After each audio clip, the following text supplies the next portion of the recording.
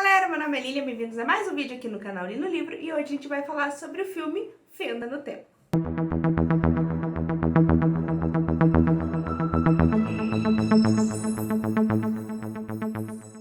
Desde o finalzinho do ano passado eu decidi trazer um vídeo aí separado para cada filme, cada adaptação das obras do King, que eu acho que fica um pouco mais dinâmico, quem quer ver o livro vê, quem quer ver o filme vê, então fica um pouco melhor. Então eu decidi trazer aí o primeiro Depois da Meia-Noite, a primeira adaptação que vem aí de um dos contos Depois da Meia-Noite. Mas antes de a gente ir então para a resenha em si, não se esquece de se inscrever no canal se ainda não é inscrito, também curtir, compartilhar e ativar o sininho para sempre ficar por dentro do que tem de novo aqui no Li no Livro. E também se você quiser aí comprar algum livro, qualquer coisa que seja na Amazon, compra com o meu link que ajuda bastante o canal e você não paga nada mais por isso. E o filme que a gente vai falar aqui hoje, então, é Fenda no Tempo, que foi lançado em 1995 com o título original de The Langoliers, que é uma adaptação, na verdade, é uma minissérie para TV que foi lançada em 2 episódios, que vão ter aí mais ou menos os dois juntos em torno de 3 horas. Esse filme, ou essa série, então, vai adaptar aí o primeiro conto do Depois da Meia-Noite, que se chama Os Langoliers, e que vai trazer, então, uma história em que a gente vai ser introduzido ali junto com os personagens em um avião. Eles estão voando aí de um lado dos Estados Unidos para outro. E de repente alguns passageiros ali vão dormir, né, durante esse voo, e quando eles acordam, quase todo mundo do voo desapareceu, menos ali umas 10 pessoas, que eles vão aí achar aí uma coincidência que ambos estavam, né, todos eles estavam dormindo, e todo mundo que não estava acabou desaparecendo do avião.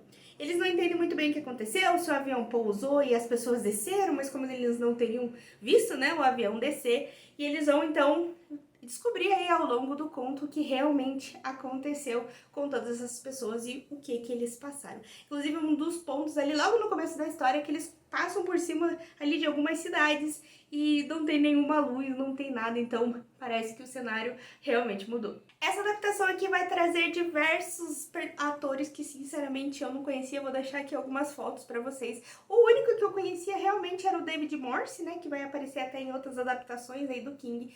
E tem como diretor essa série, então, o Tom Holland, que também viria aí no ano seguinte, em 1996, dirigir outra adaptação do King, que é Thinner ou A Maldição. Algumas curiosidades aí, poucas na verdade, sobre esse filme, é que ele foi gravado quase todo no Aeroporto Internacional de Bangor, que é exatamente onde se passa a maior parte da história, que vai ser aí um trecho pra frente. Então foi bem legal, porque até conta que as pessoas podiam ver, né, ensaiando ali para as gravações e até as próprias gravações, o que é bem legal. E também outra coisa bem interessante é que o King fez essa história aí do avião em específico, e eu creio que ele vai ter mais algumas ao longo aí da carreira dele, baseado no medo que ele tem de voar. Ele realmente tem medo de voar, então ele traz aí para essas histórias aí um pouco da experiência pessoal dele mesmo. E outro também bem pessoal mesmo é que a gente tem um personagem aqui, o Bob Jenkins, se eu não me engano, que ele vai ser um escritor então de novelas ali de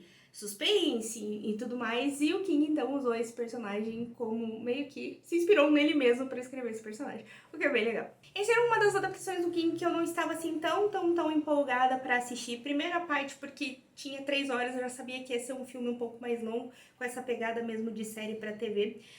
E segundo que quando eu li o conto mesmo, eu não tive uma experiência tão legal assim com a história. Eu gostei para onde ela foi, gostei do desfecho dela, mas teve diversas partes ali que o King me perdeu, começava a demorar demais, e eu sabia que isso ia acontecer da mesma forma ali com essa adaptação, obviamente, então não era exatamente uma coisa que eu queria assistir muito assim, tanto que pra eu assistir esse filme, eu acabei dividindo ele em algumas partes. Eu acho que foi umas 3 vezes aí que eu peguei pra assistir. A gente assistiu o comecinho, daí depois assistiu até a metade, que é o primeiro episódio, né, e depois assistiu o segundo episódio inteiro. Então foi uma experiência um pouco mais lenta, mas o grande legal, a grande sacada dessa história é que é muito fiel ao conto, então pra quem leu o conto e gostou do conto, com certeza vai gostar, e pelo menos, né, eu chuto que vai gostar da adaptação, porque realmente ele segue a mesma linha e quase todos os acontecimentos que tem ali no livro, no conto, vai então ter nesse filme.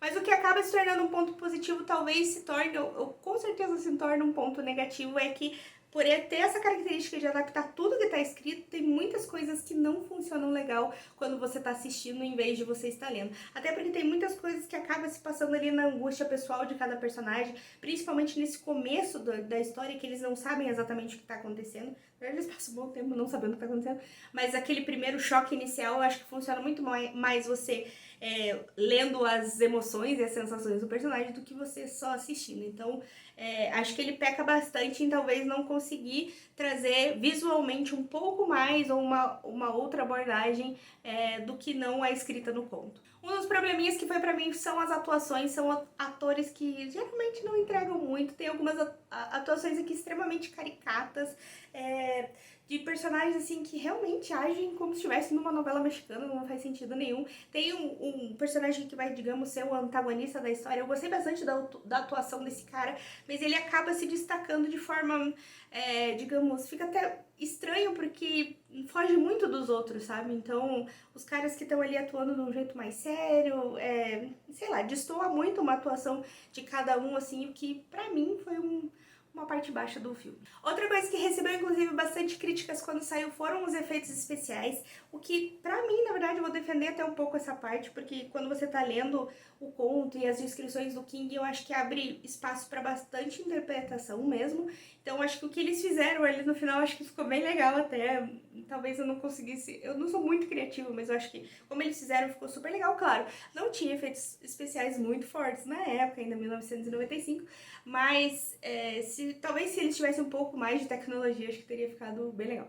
Eu acho que como adaptação da King, ele vai super bem, inclusive uma das aí mais fiéis, como eu falei, mas eu acho que como filme solo mesmo, longe da história do conto, você não conhecendo a história, eu acho que não vai ser muito bacana, acho que vai ser aquela coisa meio cansativa, a não ser que você tenha essa vibe aí um pouco de sci-fi antigo, meio tosco, então acho que daí vai conversar bem melhor. Mas na verdade, pra mim não foi um dos que eu mais gostei de todas as adaptações que vieram até agora, mas também não foi uma das que eu mais gostei, acho que ficou ali na meioquinha mesmo, mas como experiência, eu acho que eu dou uma passada de pano porque eu já conheço a história. Então, você conhecendo o plot final, eu acho que tira bastante da graça de assistir o filme.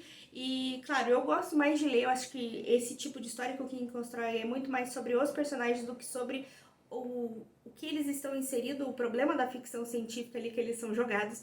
Então, eu acho que funciona muito mais uma história assim, lendo do que assistindo. É claro, a não ser que seja um baita de um filme, daí eu acho que tem que pular muito para os efeitos especiais e talvez uma versão um pouco mais atualizada ganhasse um pouco mais aí no meu conceito. Eu decidi fazer uma sessãozinha aqui com spoilers mais puxando pro lado do filme, mas na verdade não é nada que estrague muita experiência, assim, mas enfim, é bom avisar, né?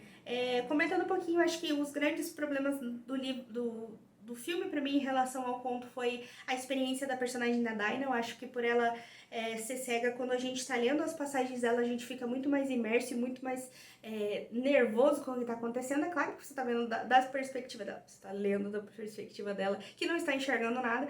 Então eu acho que quando você tá vendo a cena de fora, mesmo sabendo que ela é uma personagem cega, perde um pouco o brilho, então acho que não funciona tanto assim, né?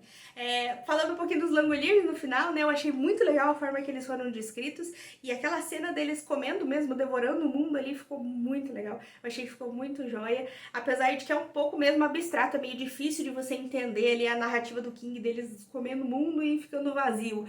Então aquele vazio é uma coisa meio difícil, né, de você preencher. Então por isso que eu acho que ficou bem legal e bem diferente até do que eu esperava. Pra quem gosta de saber, então, o final do conto é o mesmo do final do livro, bate bem certinho, que é aquela fumaça muito louca de você fica ali, o que aconteceu? Eles viajaram pro futuro, mas eles são na mesma coisa, depois eles viajam pro passado, o mundo existe, o mundo não existe, o mundo se refez, uma loucura. Assim, eu até dei uma relida no final do conto porque eu fiquei boiando, o final do filme também não fala muita coisa, a gente só aceita, e eu acho que é até legal, eu acho que não gosto, não desgosto de finais que não explicam tudo, então acho que de uma forma geral foi até bacana. Fazendo um adendo aqui rapidinho, só pra contar que esse filme ele está disponível então na Paramount, né, no streaming da Paramount, se eu não me engano pela assinatura normal, e também está disponível no Prime Video, mas você tem que ter aquela assinatura Premium, então caso você queira assistir, tem essas duas possibilidades. Talvez também tenha no YouTube, mas como já é um filme antigo, geralmente tem, mas eu não cheguei a pesquisar. Então galera, por era isso, obrigada por assistir o vídeo daqui, espero que vocês tenham gostado e conta que se você já assistiu, a gente se vê então no próximo vídeo.